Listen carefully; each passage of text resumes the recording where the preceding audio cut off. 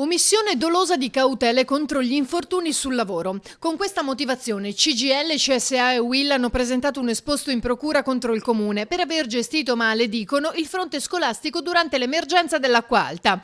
L'attività in nidi e scuole materne di Venezia, Lido e Pellestrina era infatti stata sospesa, eppure il personale si è dovuto recare comunque sul posto di lavoro. Pensate che il giorno 13 hanno mandato le persone a scuola, poi alle 10 mattina hanno detto scappate via, andate via tutti. Ma è normale questa cosa? Vi sembra che siamo in un paese civile? Che io sappia, nessun tecnico è andato a verificare se le condizioni erano da poter intervenire, che il personale potesse lavorare in sicurezza. Ad esempio, rischio elettrico, chi l'ha verificato? A Pellestrina un povero Cristo è morto folgorato. Cosa aspettiamo, che ne muoia qualcun altro? Molti di questi edifici erano allagati, come testimoniano le immagini. Riteniamo che il comportamento specialmente del Comune di Venezia e di Ames non sia stato coerente con i rischi a cui sono stati sottoposti i lavoratori e per questo abbiamo esposto denuncia.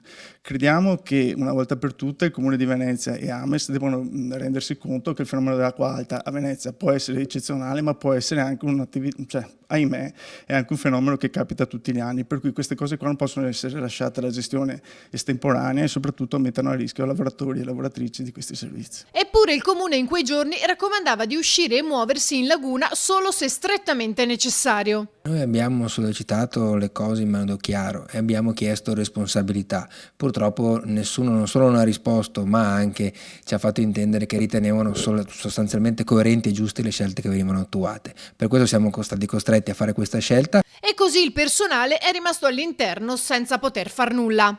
Questa amministrazione purtroppo continua a non ritenere strategiche le scuole nelle sue politiche. Sappiamo bene in quali settori investe e non investe su queste. Le educatrici, le insegnanti continuano ad essere spostate da una scuola all'altra come fossero pacchi, nelle scuole le classi vengono accorpate. Allora noi riteniamo necessario che queste politiche vengano cambiate e lanciamo un appello anche ai genitori perché si facciano sentire.